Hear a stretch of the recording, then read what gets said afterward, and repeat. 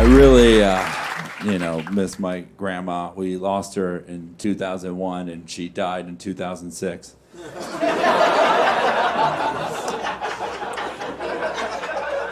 She was a very special woman to me. You know, they always say this about old people. They don't make them like they used to. And the reality is, they do not make them like they used to with Lottie Stein, my grandma. Not just because no one's named their child Lottie Stein since the Prohibition era.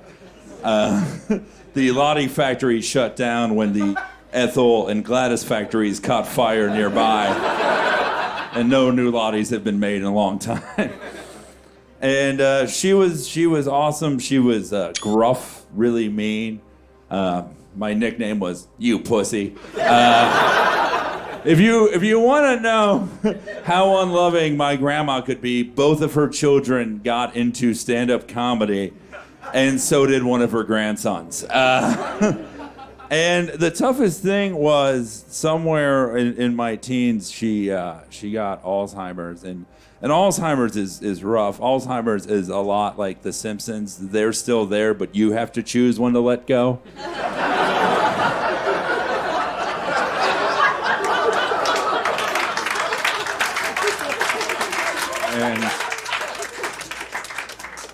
And everyone, does anyone here have a relative with Alzheimer's? That is the sound of one hand clapping. It's a weird participation. But no, it's tough because everyone you choose that moment that they're no longer fighting. And I remember it was, as she got worse, even the retirement homes got worse. Like she started off at Vista View, then she was in Century Village where living has no limits, but there was an ambulance every day. And then when it got really bad, she was at a place called The Preserve. Because irony ends at 70. And she was starting to forget us and stuff. And we figured the one thing that would bring her back was my dad, her ex-son-in-law, who she always hated. Her nickname for my dad was Chuck the Fat Fuck. That's how she would say it. There he is, Chuck the Fat Fuck. And me and my brother brought him in. We're like, oh man, we're gonna patch Adam some fucking memory back into her. This is gonna be awesome. We're gonna get a classic CFF shout out. And then she looks at my dad, and my dad's like, and she just goes, you look nice. Did you lose weight? And we were like, no! He was 20 pounds heavier. Because it took me a long time to, accept it. And if there's one sentence I can use to describe my life, my act, everything about me, it is the inability to let go. I still like and eat the same things I did when I was 6 years old. My favorite position in bed is still fetal. It's the only one I've mastered. I was in a relationship for 5.5 years. We never had sex once. I was totally cool with it. I'm from the state of Florida, a place that looked at progress and change and said, we're good. A place that only exists so that Texas can sleep comfortably at night. A place that its flag should just be an Ed Hardy t-shirt stapled to a dirtier Ed Hardy t-shirt. And even the awful first job I had, I should have left, and I never did for a long time. And that was, I worked at a fast food restaurant for 7.5 years because when you love life, life loves you back. Now, I can't legally say the name of the fast food restaurant I worked at, but I was never loving it. Can't say the name of the fast food restaurant I worked at, but it rhymes with Dick Monalds. Can't say the name of the fast food restaurant I worked at, but if you think your boss was a clown, mine actually was one. And I worked there. I started May 16th, 1999, 3 days before Phantom Menace came out. And I ended December 28th, 2006. I started at $5.25 an hour. I ended at $6.45 an hour after 5 raises, 2 of which I earned, and 3 of which were government mandated during the Bush administration. or as we call it, the calm before the storm. And I work drive-through because I've always had this face. And you may not recognize me now, but possibly this rings a bell. So a lot of crazy people I worked with. I worked with a guy named Stumpy who had one arm. It's less sad because he named himself that. But I remember one time he's like, you know how much puss I get now that I have one arm? And I was like, how much? He goes, a little. But that's still pretty good.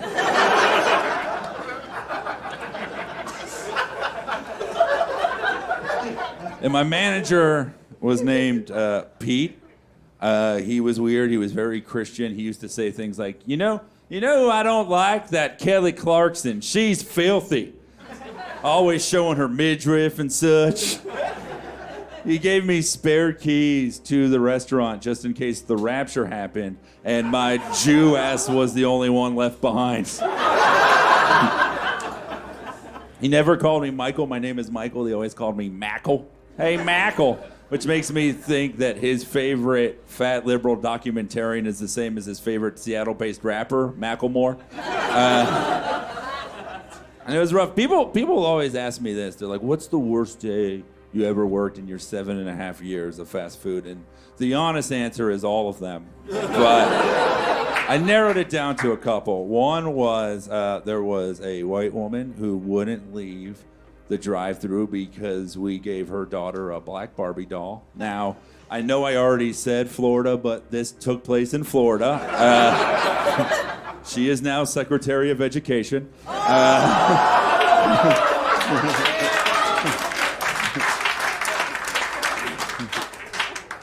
This was every year, once a day, I had to clean every ball in the ball pit, one by one, while just humming tunes from the Les Miserables soundtrack to myself.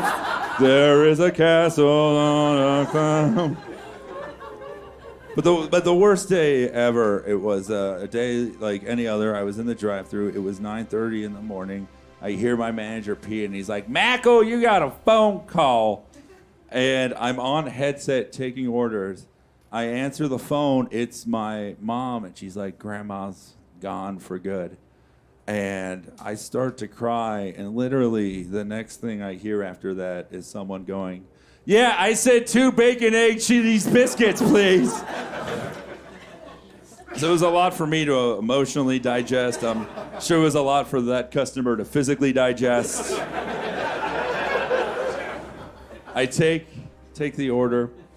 You know, I have to get my mom off the phone quickly, so now 2 family members have said goodbye to her abruptly. Not a good day for her.